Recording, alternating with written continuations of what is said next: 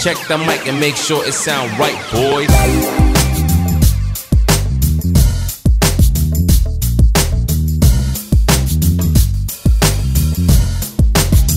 Pampanga is ahead and they have a good start. That's going to be trouble for Taguig.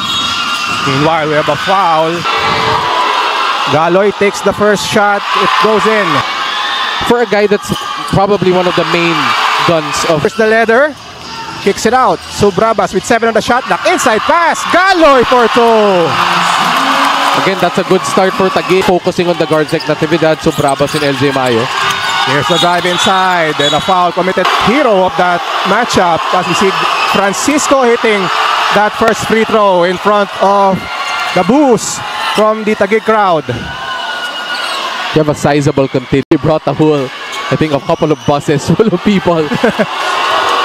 I saw like 6 buses outside the Agone Sports Complex. In from that corner, both sides, he's been just making 3-pointers the entire series. Mayo misses, and we have a double foul inside. Looks like, look at the slow-mo. Here's the drive by LJ Mayo. Look at the battle inside between Lontok and Francisco. And look at that. Francisco's jersey got ripped on the pole by Jonas Lontok. But it's a good call that it's a double foul. The rebound to seal the victory. Right. Off that miss by Jasper Manalang. And here's the steal by LJ Mayo for the finish.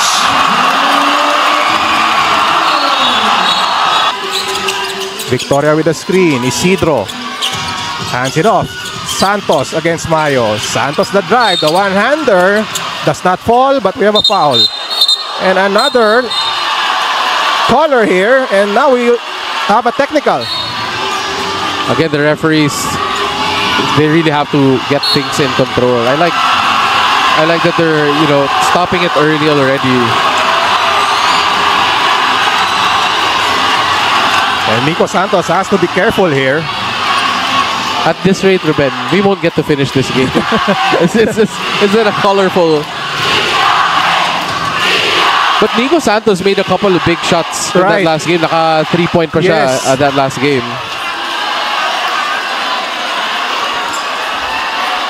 And again, we will have a technical foul. We saw referee Francisco gesturing a technical foul.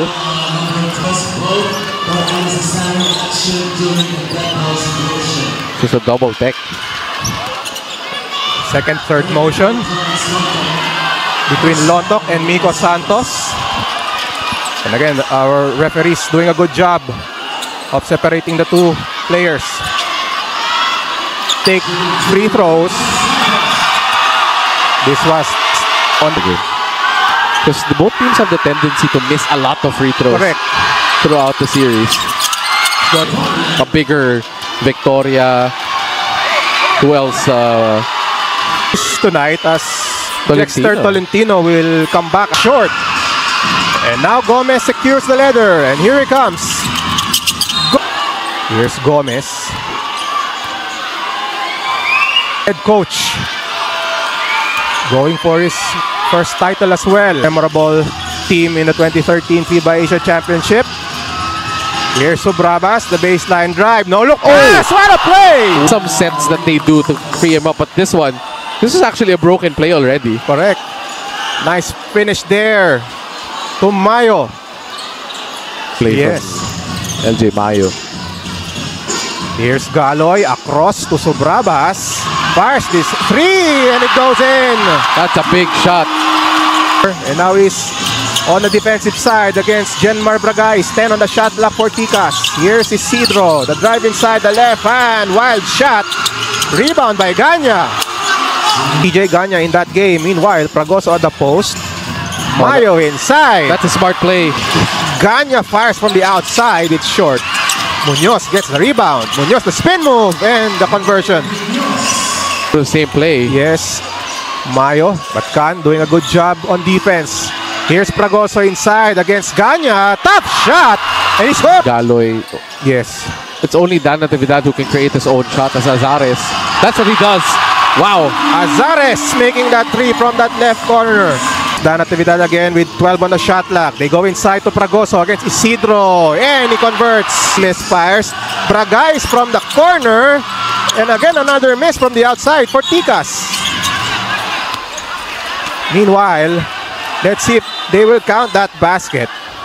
Lang. Look at this play here. Grabbing that rebound is Jake Munoz. And then he turns and look at Manalang falling down. The foul was away from... A whopping 2 points here in the first quarter. It's from your starter. So most of the points coming off the bench. 4 are missing today. So that's going to be tough. As completo. Wow. Shot clock. Manalang with the drive. Manalang turns. And that basket is good for... Here's Bragais. Chance for a Blaze 3. Munoz lays it in. That's a Blaze 3. Bragais hasn't gotten going in this game. That's a big 3 by Manalang.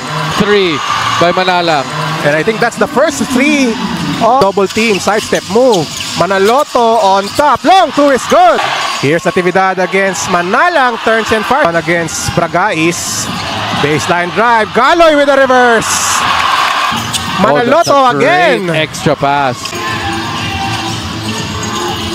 Natividad working against Manalang, and Natividad scores on that post-up move against Manalang. One of the two, aside from Manalang, creators of the dribble for this Tikas squad. Gomez scores plus the foul, and what a move by Gomez. You don't see him do this too often. Gomez with a spin. A screen by Mayo. Pulls up from the outside. He's feeling it right now. Will be their 5th straight title if they win Game 5. Azares kicks it out. Mayo from the outside. That's good. That's a 3 for LJ. Meanwhile, Mayo pulls it up. He scores. What a shot there by LJ Mayo. And Azares just called for a flagrant foul here. Might be a disqualifying foul. It's to the back of the head of Genmar Bragais. Look at the left side of your screen. Bautista and Azares. They're battling for position. And then Bautista falling down. Shots not falling from the outside for Tikas. Here comes Mayo. He scores. And a foul. Dan Natividad in this quarter. Then LJ Mayo, look at that. After releasing the basketball, quickly dives to the middle of the lane. The finger roll. Coming from behind. But right now, this is pretty deep into this game already. And they needed this 3 by Bragais. And finally, here's LJ Mayo. Will he answer? He does! Wow! Guys, against Fragoso. Nice pass inside to Francisco. That goes in. That's the Manalang in the post. That's his spot. Manalang drains the 3 from the right side. There, Natividad now being guarded. Missed it. Mayo inside. He Again, scores! there you go. Manas to Bragais. Across. Here's Jake Munoz. Fakes. They needed that. The layup is good. They needed other guys. But right now, only 1 3-point shot made for Tikas here in Game 5 so far. Galoy hits the first. To this team, he's the barometer of sorts here for Taguig. This one. Isidro with the left hand. If you're Taguig, Manalang wide open. and again, when he gets free, that's when he hits shots. It's big. Signs of life here for Tikas. And the ball is now with Tikas after that steal. No look pass. Victoria finishes. And now, I haven't seen him since I think the first quarter. Ball now is with Taguig. They won the toss. So that is huge. And now it's a 12-point lead. Listen to the fans. Coming alive here. Munoz with the basket. 10-point lead for the Generals. Short pass to Fragoso. The jumper is good. Manalang fires. Wow. From Jasper Manalang. And then Galoy again. Guarding Manalang right now. Can back in the game for Tik. Here's Manalang. Can with the ball. One-on-one against Subrabas. A drive inside. Can draws a foul! And he scores! The foul is on Subrabas as he watched the play. I like the adjustment.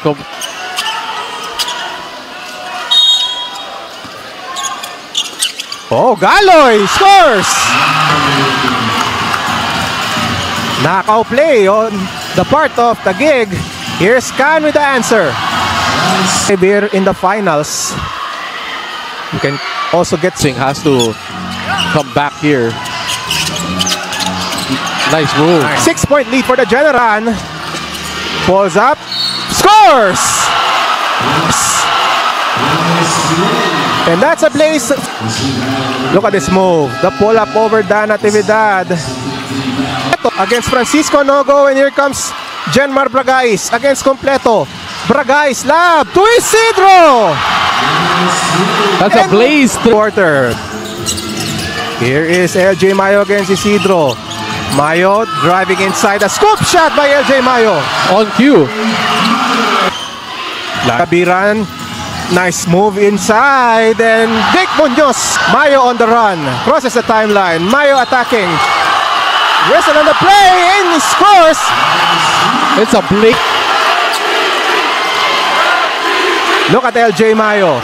Oh, that's for sure a blocking foul. Isidro wasn't ready. Scoring on that 100. Can with one. Fires from way out. That almost went in. He will look to bounce back. Oh, in and out again. Could be a replacement free throw.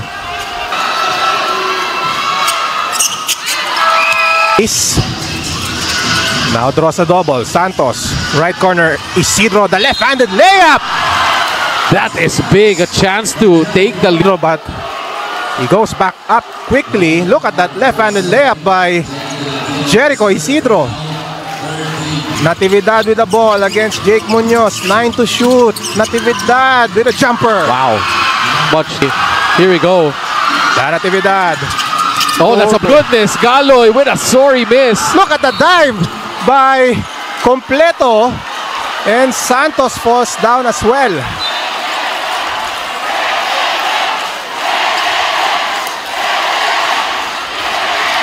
Good sport. The handoff to Lancer Can. Shot clock at 12. Lancer Can. Turnaround shot. It bounces in for Lancer Can. That's a tough bucket. Against Manalang. Wants the ball to LJ Mayo. 9 on the shot clock. LJ Mayo posts up. Jumper is good for LJ Mayo. Passing to Mayo. 7 on the shot clock. LJ Mayo looking to take over again. Mayo, the layup is good. The kick back in front. And looks like we have a foul. Look at this.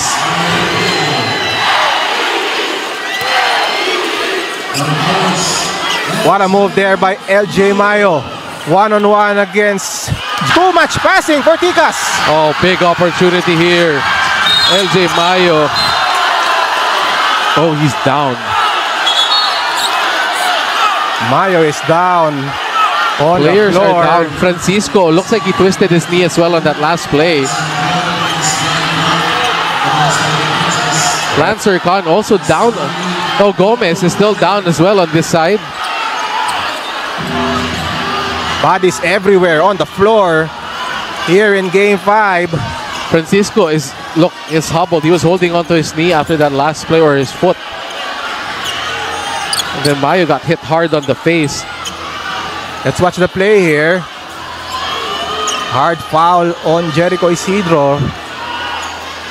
The question is, will they upgrade it to a flagrant foul? Isidro quickly apologizing, but the question now is, was it too excessive? Was it on a play on the ball? Yes, I think that's what they're gonna take a look at here. There might be a chance that it's not, because he actually twisted his body to another place. And it hit his shoulder. Even though it's unintentional, it hit the head of LJ Mayo. And Mayo is still... Mayo, you know, he's a veteran of the NBL, but he's only 25 years old. Wow, yeah. And he's been here since, I think, the start of the NBL. And he's just gotten better and better and better every single year. You don't usually see that in a 25-year-old player. LJ Mayo already has gained a lot of experience here in the NBL. So it's just a foul. So it's going to be just a regular foul. 2 shots though, I think, for LJ Yes, 2 Mayo. shots. For LJ Mayo though, he's missed a couple of free throws already. He had 3-point play opportunities earlier that he's missed, but these 2 free throws are very important. LJ Mayo taking 2 free throws.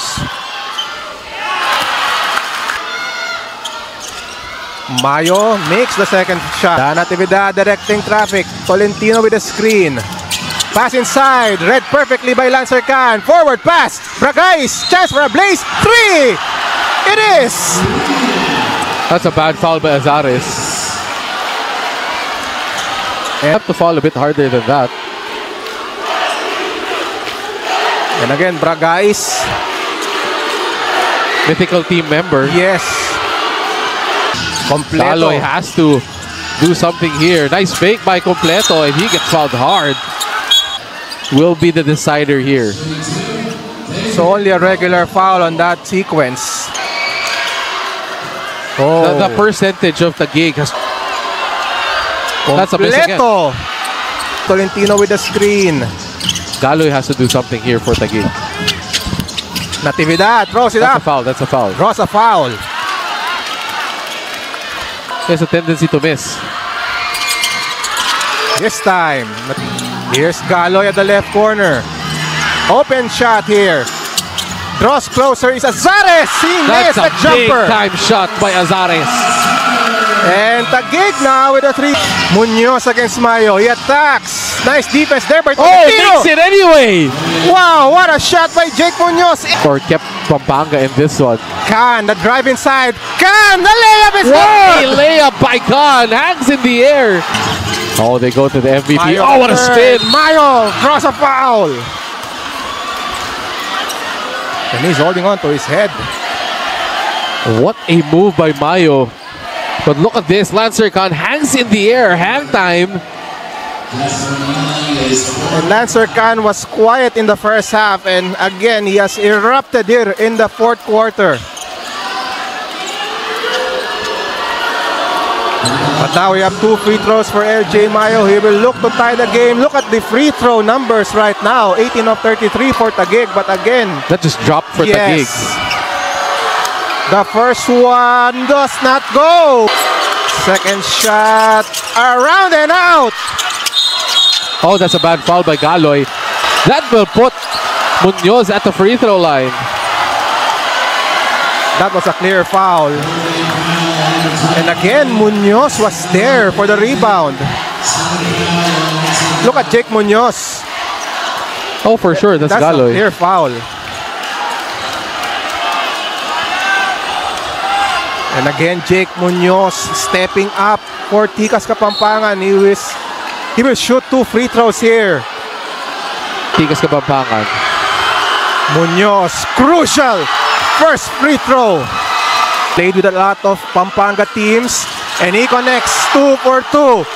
Natividad with the ball. Again, they're taking their time. Azares at the left side, guarded by This is Khan. not what you want to do. This is too long already. 5 on the shot clock. Natividad for 3. Oh! It's just a 2-point lead for Tikas. Dan Natividad with a clutch 3-point shot. Oh, that's a turnover. That was a bad pass by Bragais. Are they calling it a foul? I think they called it They a will foul. call a foul, pushing foul. They call it a foul. I And thought it was a Coach Bing turnover. Victoria did not like it. 25 seconds left. They have a challenge though. Yes, they can challenge it.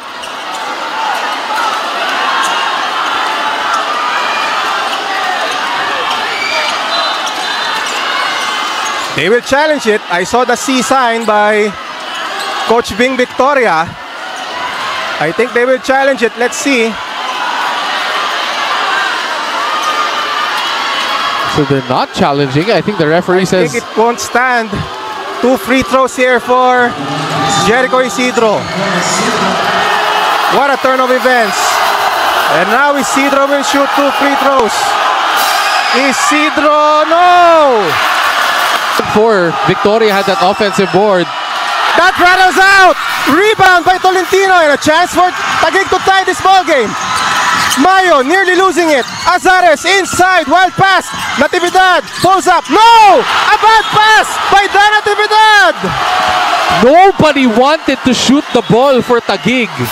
Azares had a shot. Mayo had a shot. Galoy could have shot it. Nobody wanted to shoot. 14 seconds left. Taguig has had their chances in this one. Bragais will inbound at the backcourt. Bragais nearly losing the ball. Bragais with the ball now. Forward pass. Isidro. 9 seconds left. Isidro lays it in! Tigas now up by 4 with 7 seconds left. No more timeouts. Dan Natividad with the ball right side. Nearly taken away by Lancer Khan with 2 seconds remaining.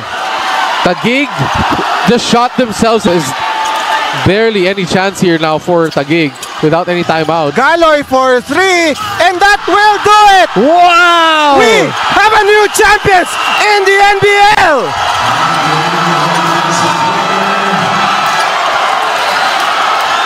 Tigas Kapampangan does the improbable. Wins on the road after being down by 15 points. Takes down the 4-time defending champion. Has ended here in Taguig following this gutsy victory by Tigas Kapampangan, the new champions of our homegrown league. And if you're Taguig, execution down the stretch. Nobody wanted to shoot the ball in multiple possessions. Remember the play before the turnover by Natividad? They had a chance but nobody wanted to shoot it. Then Natividad just throws it away. He should have shot that ball. Yes. He's the clutch guy there. He actually had an open shot after a fake. And the fans who came all the way from Pampanga now on the floor celebrating here Well at the deserved. Hagonoy Sports Complex, Andre. Well-deserved victory for Tigas Kapampangan. What a victory by this team. So many heroes. Yes. Isidro.